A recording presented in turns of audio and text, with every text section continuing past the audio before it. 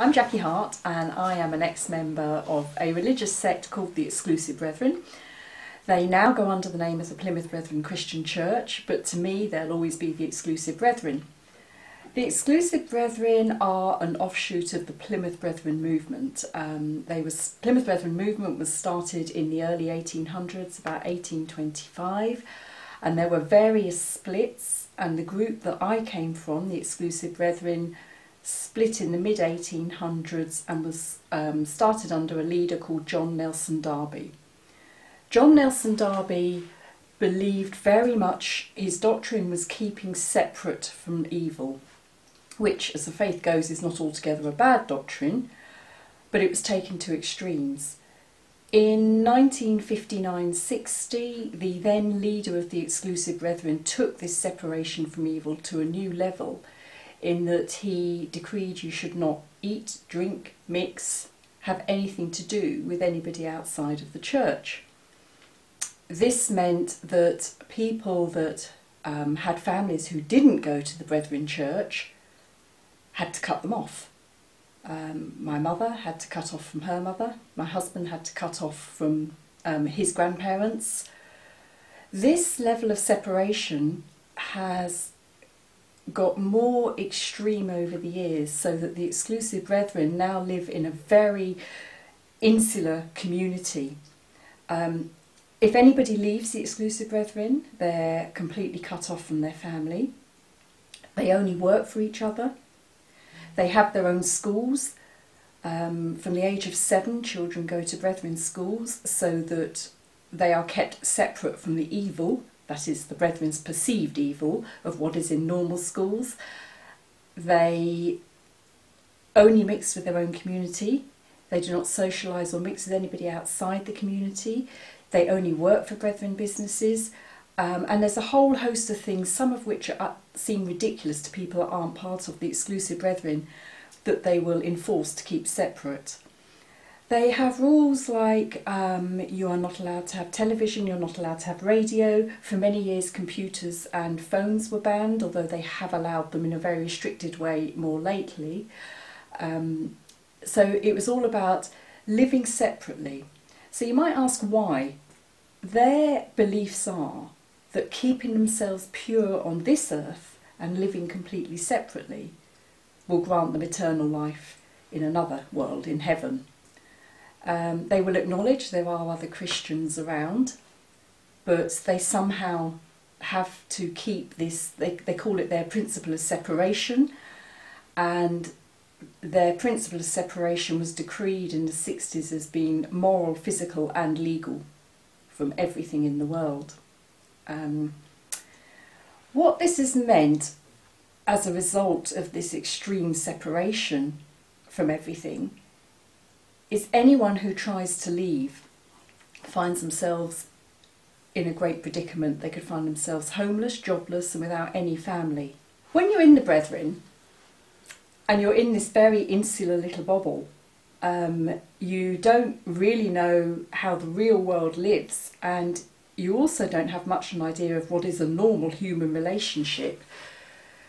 I personally think the Brethren develop what I would call a superiority complex, and it's sort of like you feel you have to be like this in order to survive. So if I use an example, I did go to a mainstream school because at that point the Brethren didn't have their own schools. And the way you survived at school with all the things you were not allowed to join in, so you weren't allowed to go into assembly, you weren't allowed to go into school trips, you weren't allowed to do any extra activities, you had to go home at lunchtime, you weren't allowed to eat with anybody in your class, you had to keep very separate.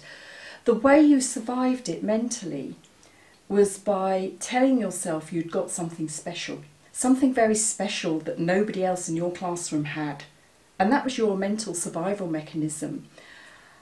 And years of that, I think, does breed a rather arrogant, superior attitude, because you think that you've got something special that nobody else has, and that's your way of surviving. Equally, having lived with that superiority complex, when you leave and realise that you're as human as the rest of the world, that can be quite shocking. So not only do you have the adaptation to all the things that you weren't allowed to do, simple things, go to the cinema, go to a pub, go to a restaurant, go on holiday, suddenly they all become available to you, and these are things that you've been told are wicked things to do.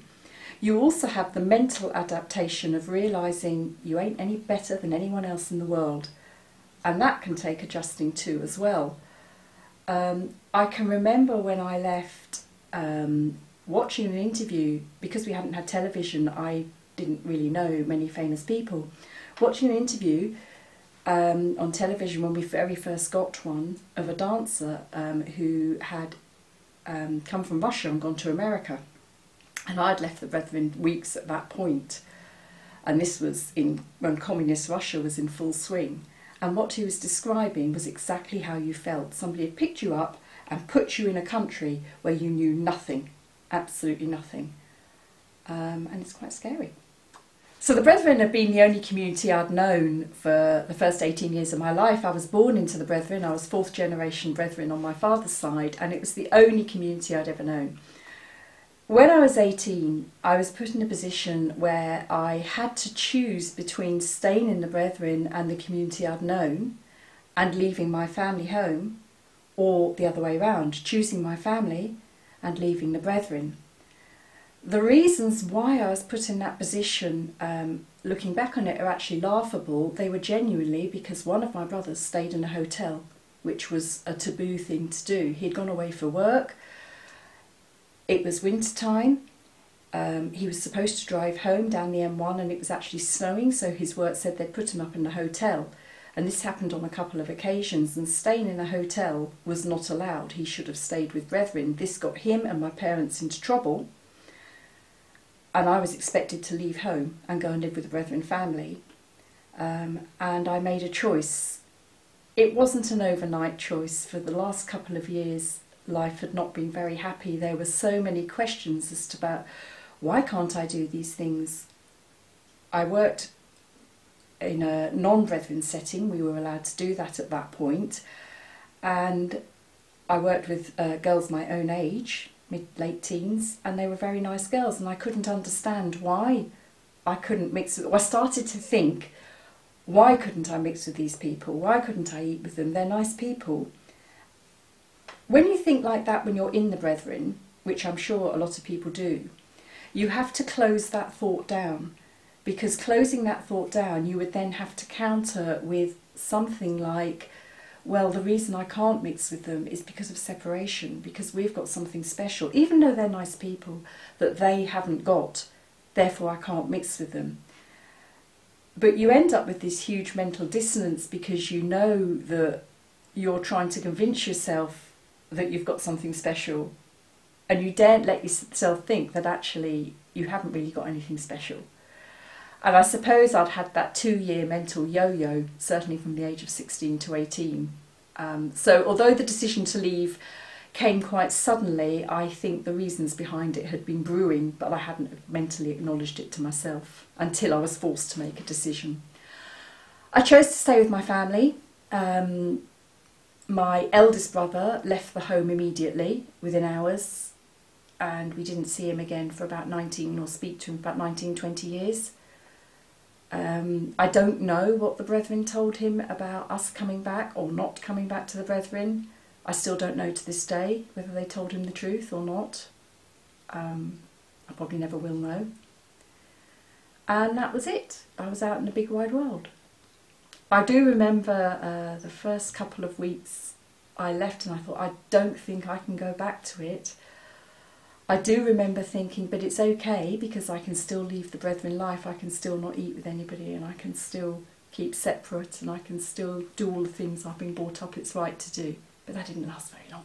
So having left the Brethren, I got on with my life. I married, I had children. I actually married another ex-member of the Brethren, and more or less totally forgot about them. And then about 5 years ago there was a trigger to look into some things that were happening in the Brethren, and you realise nearly 30 years down the line things have got a lot more extreme and a lot worse, and I'm now in a position where I am fairly frequently contacted by people in the Brethren wanting to leave, and you have the difficult situation of trying to help and guide them do that, but also not to persuade them And it's for that reason that I'll speak out and raise awareness now, whereas I didn't for many, many years. There are actually a lot of ex-members of the Brethren who now do try and help people in the Brethren, and we're more than happy if people in the Brethren are struggling that they reach out to us. You can follow me on Twitter or Facebook, or you can just Google my name under Exclusive Brethern.